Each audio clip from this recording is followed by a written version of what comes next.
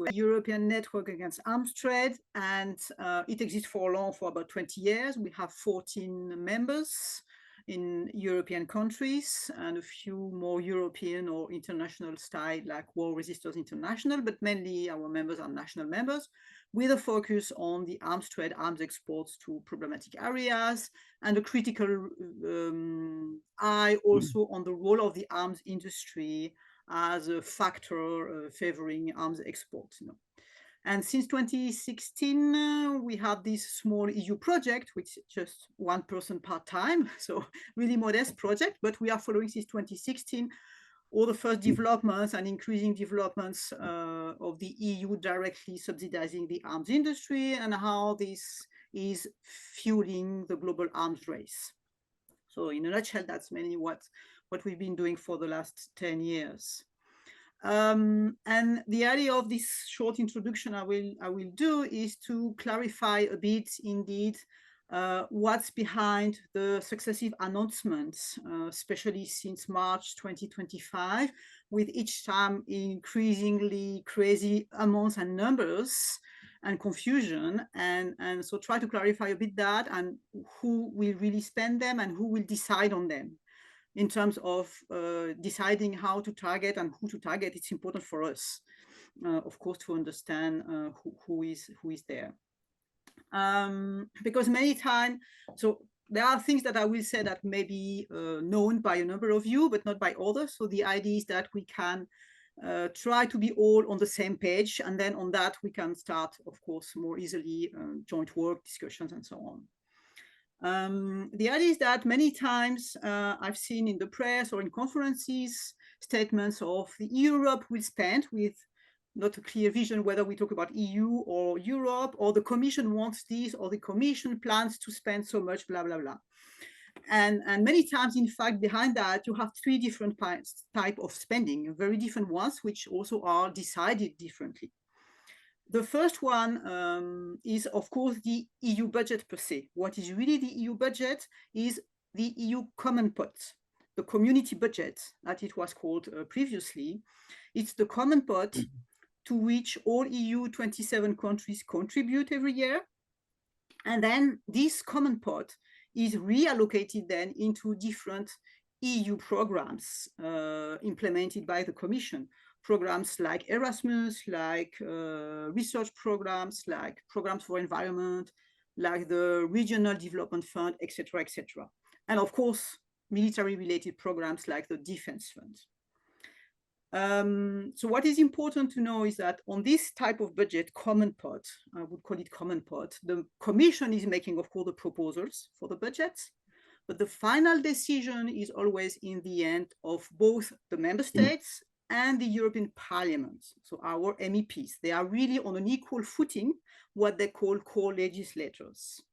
So that's the first thing to have very clearly in mind in terms of decisions. Another important point is the structure.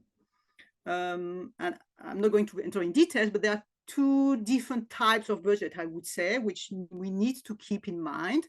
One is what is called multi-annual financial framework. In a normal language, it's a long-term budget over 7 years, like an anticipation, a planning over 7 years.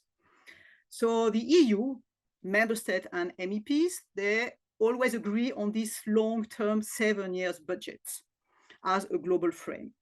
So the current one we are currently working is one which started in 2021 and will end in 2027. And then there will be a next one, which will start in 2028 and will finish in 2034. Make it. So why it's important to have this in mind? It's because in those proposals, there is already precise allocations for the different existing programs. So it's already a quite precise frame, already agreed for 7 years, meaning that in the annual budgets, then you have less margin, less reserve funds to really change drastically a given annual budget. So that's important to have in mind. Another thing important to have in mind is that this long-term budget over 7 years is also adopted both by member states and MEPs well in advance. That means that the proposal still made by the European Commission, but to be adopted by our MEPs and member states for 2028 is already on the table. It has been presented in July, and negotiations will most probably start in 2026, if not even end of this year. Negotiation will take time, but it's really to show how we need to anticipate on those moves. Now, once we have this 7 years long-term framework, then the Commission proposed annual budgets to the co-legislator again, like we have the budget for 2026 still in process. And that's more about, I would say, details of implementation, or how do we share the budget of the 7 years into single years, you know, whether it's proportional, whether we spend more at the beginning and less at the end, these kind of elements, you know, and more precise projects and topics to be raised. But there is not much margin for extra money. There is also, I mean, it's not that it's not happening, and I will come back to that, but usually it's a limited margin, which means that if we have a bad long-term budget, then we will have bad annual budgets. It's really coming together. The second type of budget we have, or spending, which can fall into militarization area, is what I would call an intergovernmental budget. So we are still at European level, but this time is money that is more governed by the member states themselves. It's typically money that has been used, for example, that is being used to fund the missions. You may have heard of the military missions, of civil security missions of the EU abroad, in different countries or regions. This is paid by this specific intergovernmental budget. Another example is the European Peace Facility, which has been created in 2021 and which has been largely used to pay for the deliveries of weapons to Ukraine. What is the specificity and the difference of this intergovernmental budget? Well, it's decided by the member state, as the name says, on their own. It's an extra money. It's not coming from the common pot. It's really completely separated from the common pot I described before.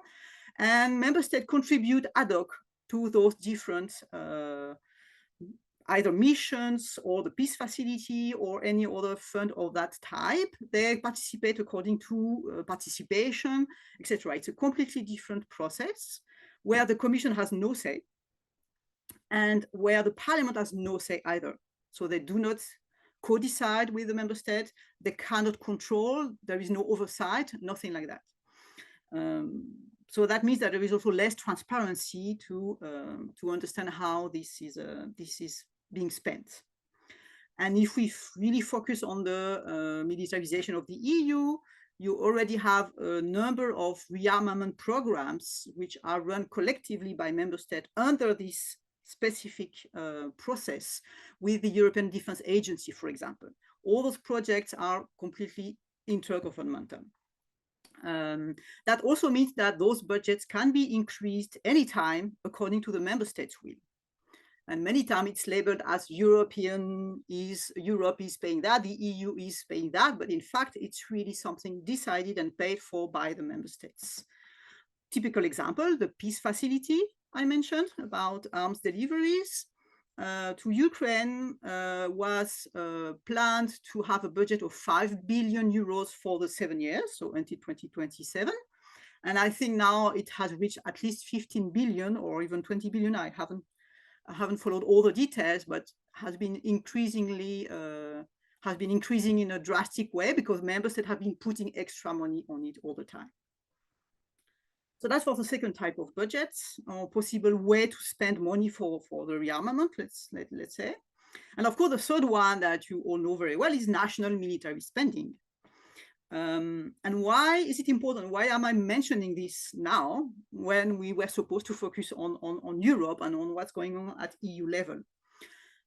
Well, because the Commission itself is creating a lot of confusion about what is EU common pot, so the first one I mentioned, and what is national military spending by European countries, by the EU 27 member states.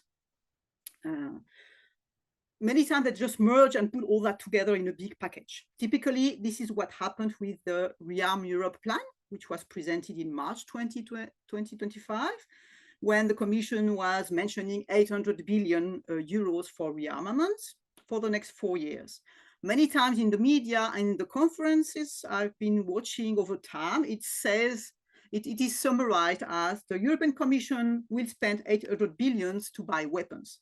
But that's not true, because in fact, most of this money is national military spending. It's not the Commission spending it.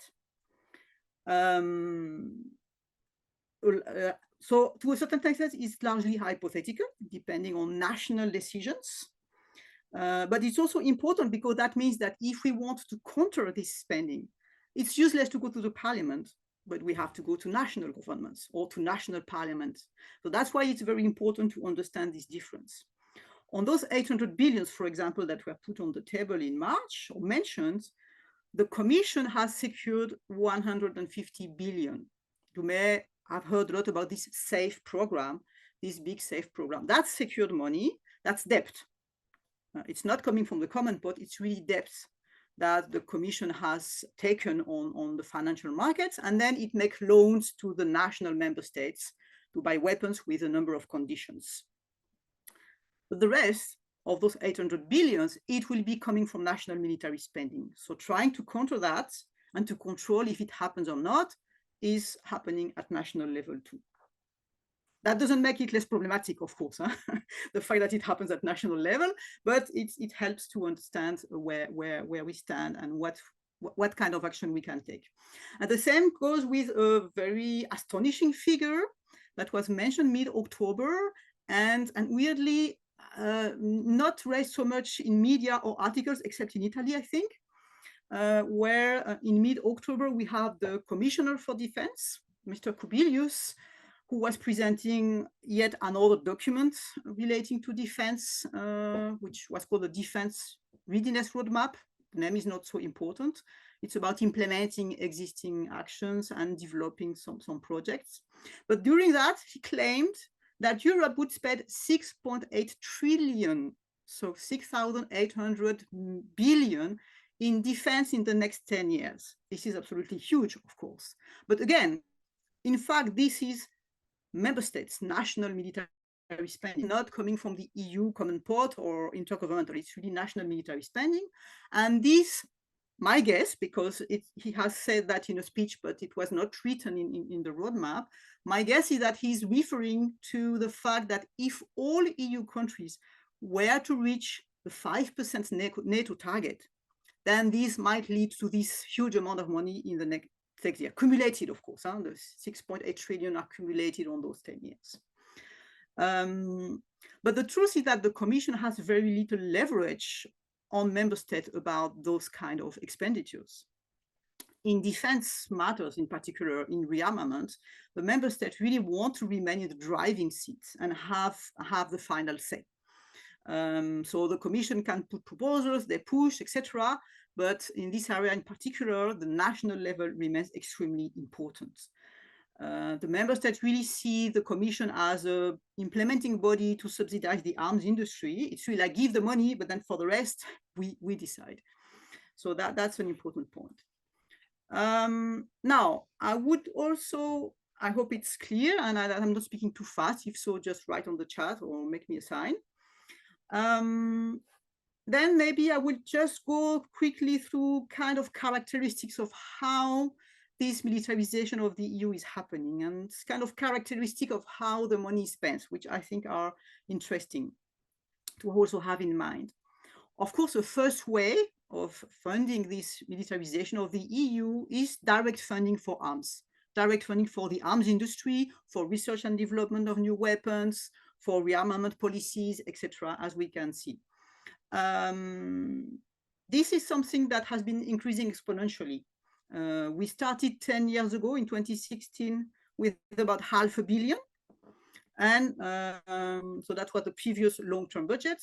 Today in the current budget, we have about 12 billion coming from this EU common pot, of course. And on top, you can add the big 150 billion loans, but that's a different pot, but it's still there. But for the next long-term budget, and that's important, of course, for us, what the Commission is proposing from the EU common pot is to put 130 billion in defense and space. So they will group defense and space, so there is this risk of militarizing space.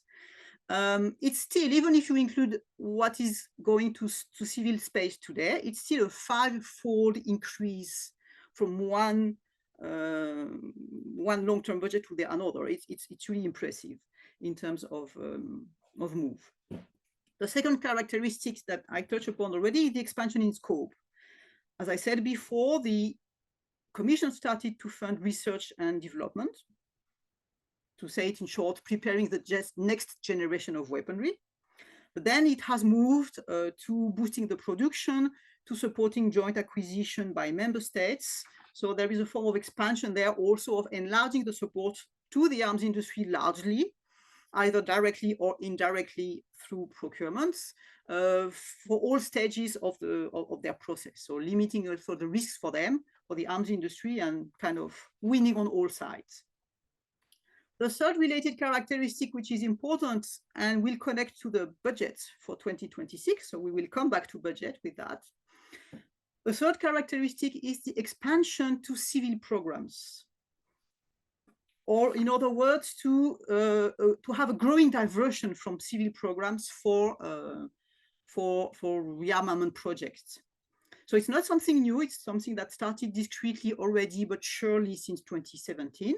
But today we are entering another scale. And why? Because as you may remember, among others, one reason is that you may remember that I said that in a given annual budget, the Commission is a kind of tight. No, they don't have that much room to put more money for rearmament and for the arms industry. So the new way they are pushing is to open civil programs to the arms industry, because there you have a lot of money which is available, and they are finding ways and pushing the boundaries of what is accessible for the arms industry. A very concrete case to make it clear is what the EU call cohesion policies. Many of you, I think, have heard about the European Regional Development Fund, which is a fund which is largely supporting regional development with different types of projects in European regions, especially regions that are kind of disadvantaged compared to others. Now, these funds will be largely open to the arms industry for regional projects. So supporting the creation of a new arms industry plant, or boosting the production of existing ones, etc. In regional projects. That's a huge pot of 400 billion euros that will be also available for the arms industry, according to decisions made by the region or by the country. So that's a quite important change. And this change is already a given, in the sense that the member state agreed with this change in July, and an overwhelming majority, about over 400 MEPs, also backed up the change and agreed to move to allow the arms industry to access this huge civil pot. And then a last example, which is also under process of being decided, it's the proposal to open a wide range of civil programs in the research and innovation area, also largely accessible to the arms industry. So it's typically Horizon Europe for research, Digital Europe about digital innovation, Connecting Europe Facility, well, a number of programs which are there. And again, member states have already more or less agreed to the move, and the parliament too. Now they need to negotiate together for agreement, but this is already well advanced, and unfortunately going the wrong direction, to be honest. So why is this connected to the 2026 budget? And then also relates to the plan of having a letter about it.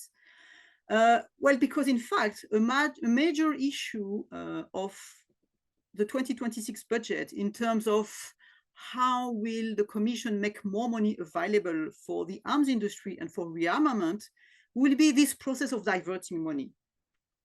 So it's not that new money is directly allocated directly for the arms industry, but that we divert civil programs because we make them accessible for the arms industry. And the big problem is that these decisions, as I mentioned in the two examples I gave, are almost already made, and they are made in a different decision-making process. The decision-making process about the cohesion fund or etc., not under the 2026 budget.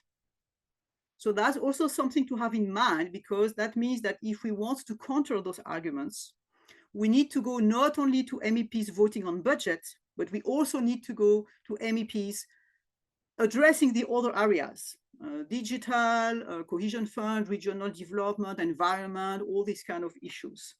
Because it's a bit weird, but in fact, it's a way to have the discussion kind of sliced into small independent pieces, which of course are more difficult to follow because you have a lot of different procedures going on, but they all point to the same direction: more money for the arms industry. So that's one of the reasons we need to make those connections, to know who we want to target, to make clear demands, and to alert and work with MEPs who are outside of the budget, of course. And then my conclusion will be that, of course, we have this issue with the 2026 budget, and in particular, this way of diverting money. But the major coming battle is also the next multi-annual financial framework. So this long-term budget I mentioned, because as I mentioned, the negotiations will start in 2026. And there are really, this is really a key moment of extra new step that the EU will be taking towards militarization. There is a lot of debate about this budget, not necessarily related to our area, but because there are a lot of big changes. But maybe it's a good opportunity for us to also add our topic of militarization into the discussion.